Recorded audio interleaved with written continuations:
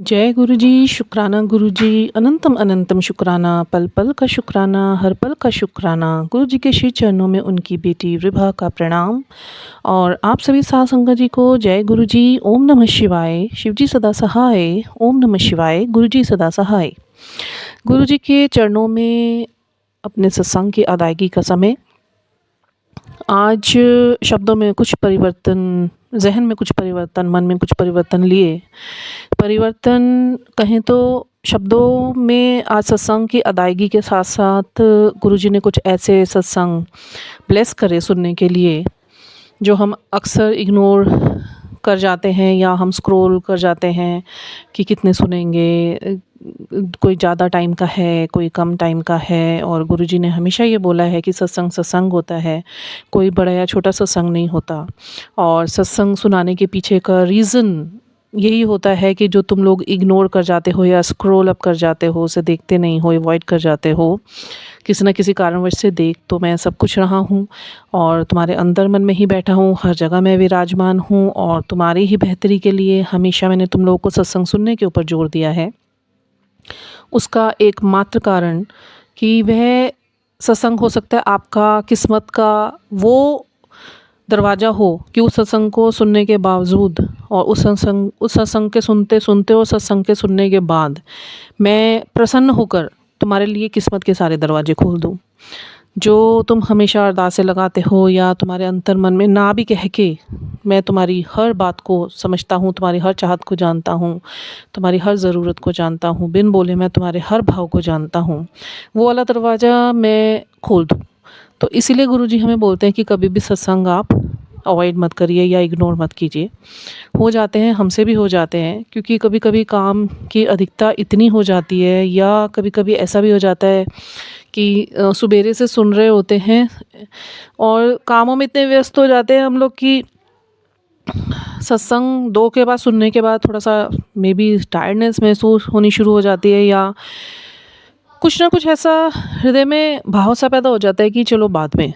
और वही चलो बाद में का सत्संग जो हम शायद छोड़े हैं, तो गुरुजी कहते हैं हो सकता है वही तुम्हारा किस्मत की चाबी थी जो तुमने खो दी। वही समय तुमने खो दिया। अब दोबारा से तुम लोग सत्संग को सुनो। जब मैं निहाल करूँगा, जब मैं नदर करूँगा, फिर जब मैं प्रसन्न होऊंगा, जब मैं देखूँगा मेरे बच्चों के अंदर सब्र आ चुका है। एक्चुअली गुरुजी हमें सिखाना क्या चाहते हैं? सब्र और विश्वास।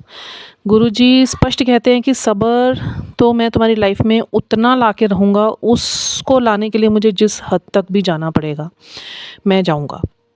मैं तुम्हारा पिता हूँ, तुम मेरे बच्चे हो और तुम्हें सिखाना, तुम्हें संवारना, तुम्हें शेप देना मेरा काम है। तुम्हारे सर पर मैंने हाथ रखा है, ये तुम्हारी खुश नसीबी। क्योंकि ऐसा मैंने कई सत्संग में सुना है और जो फिज़िकल टाइम के गुरुजी की सत्संग होते थे या सत्संगी रहे हैं, उनके श्रीमुख से भी सुनने का बड़ा सौभाग्य गुरुजी ने प्राप्त करवाया है। ये भी गुरुजी की तरह से मैं कहीं ना कहीं मानती हूँ अपने ऊपर। ये भी ब्लेसिंग्स हैं कि गुरुजी ने हमेशा यही बोला है कि सब्र सब्र वो चीज़ है, वो ताकत है, और शांत रहना किसी भी परिस्थिति में। जो आपको तंग करने वाले या आपको परेशान करने वाले की बुनियाद तक हिला देता है। तभी गुरुजी हमें बार बार ये मैसेज के थ्रू समझाते हैं कि कुछ भी हो जाए घर में या बाहर, कोई तुम्हारा कुछ नहीं बिगाड़ सकता क्योंकि तुम मेरी शरण में हो। और निश्चिंत होकर जियो, खुशी तुम्हारे मन के अंदर है। हमेशा यही सकारात्मक भाव रखो। गुरुजी हैं, everything is accept in my acceptance. और जो हो रहा है वो बहुत अच्छा हो रहा है, गुरुजी की रज़ा से हो रहा है। अच्छा या बुरा कोई मायने ही नहीं रह गया। बुरा को तो मैं अब अपनी लाइफ में शब्द को ही डिक्शनरी से गुरुजी ने बाहर ही निकलवा दिया। बुरा कुछ नहीं होता, सिर्फ परीक्षाएं होती हैं या अच्छा ही होती है। गुरुजी कहते हैं अपने कर्म अच्छे रखो, अपने कर्मों पे ध्यान दो, क्योंकि ईश्वर ने सबको ना अपना विल फ्री बना रखा है। मतलब कर्मों के लिए सबको फ्री रखा है, कर्मों पे कोई अपना जोर नहीं रखा। हमारा डाइजेशन सिस्टम, हमारा थर्ड आई, पैनक्रियाज, ये सब हमारे गुरुजी के हाथों में है। मरण जीना, ये सब गुरुजी ने अपने हाथों में रखा हुआ है ईश्वर ने। और फ्री विल हमें दी हुई है, कर्म हमें दिए हुए हैं कि आपके कर्मों के अनुसार ही आपको भुगतान दिया जाएगा। इसके पीछे आज गुरुजी ने एक बड़ी अच्छी सत्संग में रिंकू जी से कथा मैं सुन रही थी, साखी थी। तो उसमें एक बहुत छोटी कथा, तो बहुत बड़ी है, इन शॉर्ट में थोड़ा बताना चाहूँगी। शिव और पार्वती जी बैठे हुए थे। तो पार्वती जी ने शिव जी से यह प्रश्न किया, उनके मन में यह मंशा हुई कि हे प्रभु, आप तो सभी के ईश्वर हैं और इतने लोग दुनिया में परेशान हैं, गरीब हैं, जूझ रहे हैं अपनी परेशानियों से, आप क्यों नहीं उनका भला कर देते? तो ये सब तो आपके हाथों में, आप चाहे तो मिनट में रंग को राजा बना सकते हैं। तो शिवजी जी ने बड़े सहज भाव से बोला, मेरी प्रिय पार्वती, मुझे भी लगता है कि ये सब मेरे बच्चे, और मैं भी चाहता हूँ हृदय से कि मैं इन सब का उद्धार कर दूँ और जिनके पास जो कुछ नहीं है मैं वो दे दूँ। तो माँ पार्वती ने बोला, तो आप देते क्यों नहीं? आप तो दे सकते हैं, अंतर्यामी हैं, जगत गुरु हैं, जगत पिता हैं, करोड़ों ब्रह्मांडों के स्वामी हैं। सारे हीरे मोती जवाहरात, सुख सुविधाएं, रिद्धियाँ सिद्धियाँ आपके हाथों में हैं, आप दे सकते हैं। उन्होंने कहा, पर जिसकी किस्मत में नहीं होगा तो मैं दे के भी वो उसको फलेगा नहीं। पार्वती जी ने बोला, मैं नहीं मानती इस चीज़ को। तो ठीक है, मेरे मन की एक जिज्ञासा, आप इसे पूर्ण कीजिए। देखिए नीचे वो एक गरीब इंसान जा रहा है और वो अत का गरीब इंसान है। आप उसको ना एक हीरा दे दीजिए, लाल हीरा। लाल हीरा बहुत महंगा एक रत्न है, जो सब जो जितने भी जवाहरात हैं डायमंड्स में सबसे उच्च कोटि का डायमंड माना जाता है। तो माँ पार्वती जी ने बोला कि ये जो लाल हीरा है आप उनकी राह में रख दो, उन्हें मिल जाएगा और वो अमीर हो जाएंगे। तो शिव जी ने फिर भी समझाया, पार्वती जिद मत करो, जिसकी किस्मत में नहीं होगा उसको नहीं मिलेगा, देकर भी नहीं मिलेगा।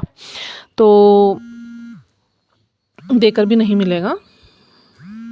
शिवजी जी के ऐसा कहने के बाद पार्वती जी की ज़िद पर हमारे महाशिव जी ने उनको बोला, चलो ठीक है, तुम ये आजमा कर देख लो, पर होगा वही जो किस्मत में होगा। तो माँ एक धनवान सेठ का भेष लेकर नीचे जाती हैं पृथ्वी पर और रास्ते में वो लाल हीरा रख देती हैं। वह जो गरीब मनुष्य होता है वह वहाँ से जा रहा होता है और उसकी नज़र ही नहीं पड़ती उस पर, सामने होते हुए भी उसकी नज़र नहीं पड़ती। तो शिव महाराज जी बोलते, देखो सामने पड़ी चीज़ भी उसकी किस्मत में नहीं थी तो उसको नहीं मिली। माँ पार्वती ने बोला, मैं नहीं मानती, वो धूल में जमा हो रखा था, इस वजह से वह उसको नज़र नहीं आया, कि मुझे एक कोशिश और करने दो। तो उन्होंने कहा ठीक है। इस बार क्या करती हैं, वो स्वयं जाती हैं धनवान सेठ के रूप में और उनके हाथ में एक बहुत ही महंगा हार, सोने और चांदी रत्नों से जड़ा हुआ हार उनके हाथ में देकर आती हैं और वो बड़े प्रसन्न होते हैं, उनका आभार व्यक्त करते हैं और अपने घर जाते हैं और अपनी वाइफ को सारी चीज़ें बताते हैं, ऐसे ऐसे हुआ। क्योंकि पहले के लोग जो गरीब होते थे उनके पास सेफ या कुछ ऐसा नहीं होता था, अलमारी वगैरह जिसमें वो अपना ये कीमती सामान रख सके। तो एक घड़ा था पुराना सा छोटा, उसके अंदर रख के उन्होंने उसे ढक दिया। और उस टाइम क्या होता था, जैसे आस पड़ोस में ना चूल्हे जलते थे और किसी की आग अगर बुझ जाती थी ना तो आग लोग संभाल के रखते थे, मतलब कोयले में आग जला के रखते थे कि अगर आग बुझ गई तो हम किसी के घर से भी आग ले आएंगे और हम अपना चूल्हा दोबारा से जगा लेंगे। तो वहीं एक साथ उनके एक औरत रहती थी, वो उनके घर आई और उन्होंने उनको बोला, तो वो औरत आई, बोली मुझे आग दे दीजिए थोड़ी सी। तो वो बोलती हैं, हाँ वहाँ चूल्हे के पास है, ले लो। और वो जाती है उनके पास, तो जो घड़ा होता है थोड़ा सा हिल जाता है, उसका ढक्कन हटता है और उसके अंदर से उनको वो हार दिख जाता है। वो चुरा के औरत अपने घर लेके चली जाती है।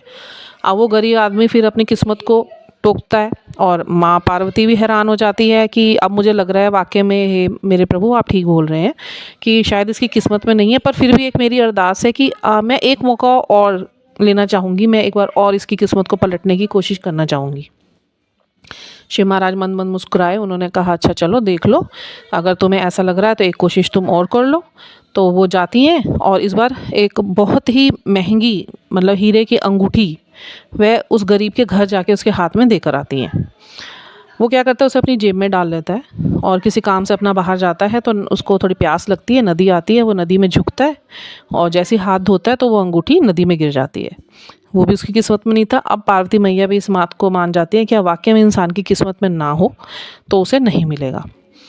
उसके बाद शिव महाराज जी से वो पूछती है कि ऐसा क्यों हुआ। उन्होंने कहा क्योंकि इनकी भक्ति में कमी है, इनका अध्यात्म कमज़ोर है।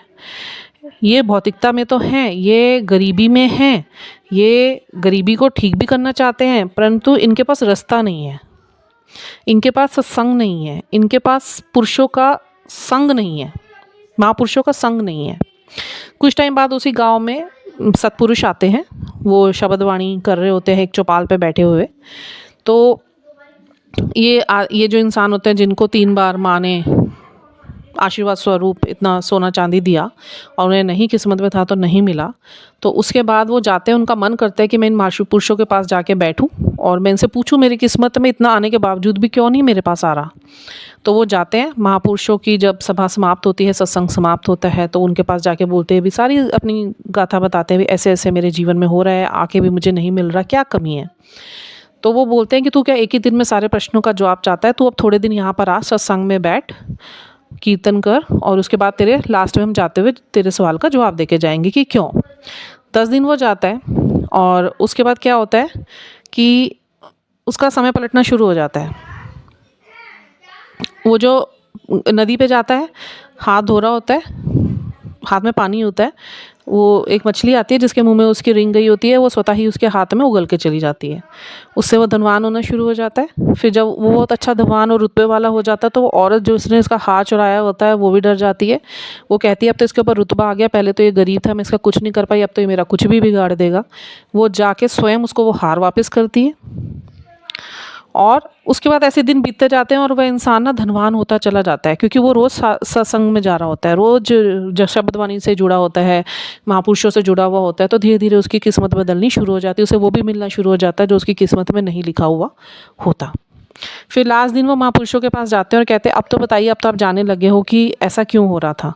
उन्होंने कहा तो जब भी पूछना है कि ऐसा क्यों हो रहा था, तू देख अपना, तू पहले कहाँ था 10 दिन पहले और 10 दिन बाद कहाँ है। यही तो ईश्वर की कृपा है कि तूने जब सात संगियों का संग अपनाया, तूने ईश्वर को याद करना शुरू करा अपने रोज के जीवन में, तूने सत्संग करना शुरू करा, तूने दान धर्म करना शुरू करा, तूने निंदा स्तुतियों से दूर हो गया, तूने रोना धोना बंद करके ईश्वर की तरफ देखा, तूने विश्वास करा, तूने सहन करा, तूने सब्र में आया, तो ईश्वर ने भी तेरे ऊपर लीलाएं करनी स्टार्ट कर दी। ईश्वर ने तुझे वो भी चीज़ वापस कर दी जो तेरी किस्मत से चली गई थी। तो कहने का तात्पर्य ये एक बहुत बहुत ही सुंदर ये कथा रही, और कहने का तात्पर्य यही है कि अगर हम गुरु जी के होते हुए हम शब्दवाणियों से नहीं जुड़ रहे हैं, हम मंत्र जाप से नहीं जुड़ रहे हैं, हम सत्संग नहीं कर रहे हैं, भले ही घर में कीजिए, भले ही आप सत्संग में जाइए, लंगर प्रसाद नहीं खा रहे हैं, या हम गुरु जी के कहे अनुसार नहीं चल रहे हैं, उनके दिए हुए वचनों पर नहीं चल रहे हैं, तो कैसे आप ये एक्सपेक्ट कर सकते हैं कि आपकी लाइफ चेंज हो जाएगी। ईश्वर की सेवा, सेवा एक शब्द नहीं है, सेवा अपने आप में एक बहुत बड़ा शब्द है, जिसे करने के लिए बहुत ही संयम चाहिए, सब्र चाहिए, विश्वास चाहिए, प्रेमा भक्ति चाहिए। जब वो आप डाल के गुरुजी को देंगे और गुरुजी आपकी परीक्षा लेके आपको हर तरीके से आजमा कर देने से पहले, गुरुजी कहते हैं कि जो अपनी हार स्वीकार नहीं कर सकता वो अपनी जीत भी नहीं संभाल सकता। और मैं देने से पहले भी परीक्षा लूँगा, मैं देने के बाद भी परीक्षा लेता रहूँगा, ताकि तुम्हारे जीवन में बैलेंस बना रहे। तो ये सबसे बड़ी सीख जो मुझे मिली, सत्संग अदायगी मैं इसी को ही कहूँगी आज, कि गुरुजी ने इतनी मेरे पे मेहर करी कि अब जीवन में सत्संग तो हो ही रहे हैं, मतलब रोज़ हमारी फैमिली को ब्लेस कर रहे हैं, कभी मुझे ब्लेस कर रहे हैं, कभी मेरे पति पे आई विपदाओं को उनसे बचा रहे हैं, मेरे बेटे को आई विपदाओं को बचा रहे हैं, बेटी पर आई विपदाओं को बचा रहे हैं, हमें कोलेक्टिवली इतना ब्लेस कर रहे हैं।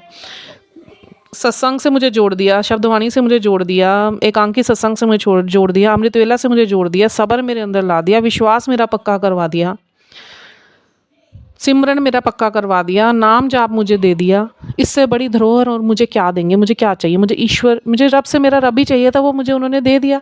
तो सबसे बड़ी ब्लेसिंग तो उनकी यही है मेरे जीवन में। आज जो मैं सत्संग अदा करना चाहती हूँ, मैं गुरु जी के चरणों में बार बार प्रणाम करके सिर्फ यही अदायगी दूंगी कि तेरा लख लख शुक्राना। मेरे शुक्राने वर्ड कम पड़ रहे हैं, मैं शब्दों में नहीं शुक्राने अदा कर सकती।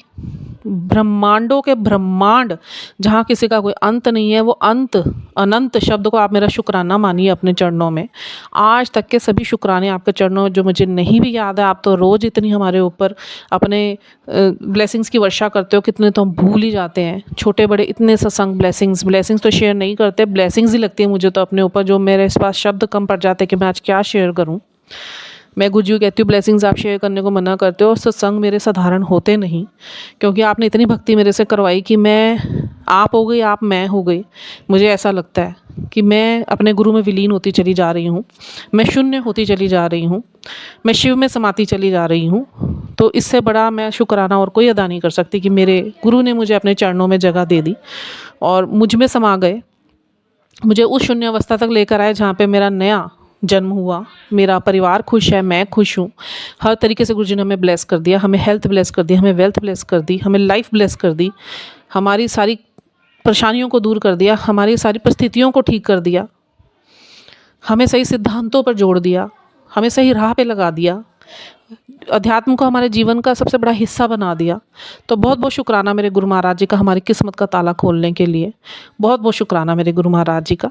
इसी के साथ मैं आप सबको भी यही प्रार्थना करती हूँ, गुरु जी से ज़्यादा जुड़िए, उन्हें समझिए, उनके शब्दों पर चलिए, उनके बताए रास्ते पर चलिए, उनके बनाए नियमों को फॉलो कीजिए, उनके बनाए सिद्धांतों को अपनाइए, लंगर प्रसाद की महिमा जानिए, खुद सर्च कीजिए गूगल पे, क्यों नहीं मिलता, जिसके अंदर चाह होती है उसी को राह मिलती है।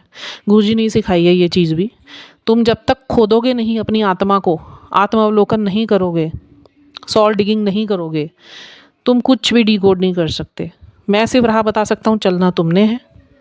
कर्म तुम्हें दिए, कर्म अच्छे रखो, निंदा मत करो, चुगली मत करो, झूठ मत बोलो, किसी का बुरा मत करो, किसी को नीचे मत गिराओ, किसी की उदासीनता पर मत हंसो, किसी की परिस्थिति पे मत हंसो, जज मत बनो, किसी को जज मत करो। अपने अंदर का जो बर्तन है उसे साफ़ करो, अंदर की मैल साफ़ करो, बाहर की मैल साफ़ करो, आध्यात्मिक बनो, लोगों की मदद करो, गरीबों का पेट भरो, गुरुओं की सेवा करो, ईश्वर को प्रसन्न करो, ईश्वर से इच्छा रखो, ईश्वर से आशा रखो, सारी होप अपनी गुरुजी से रखो। जो कहना है गुरुजी को बोलो। कोई व्यक्ति आपका कुछ नहीं उपकार कर पाएगा, करना हमारे गुरुजी नहीं है।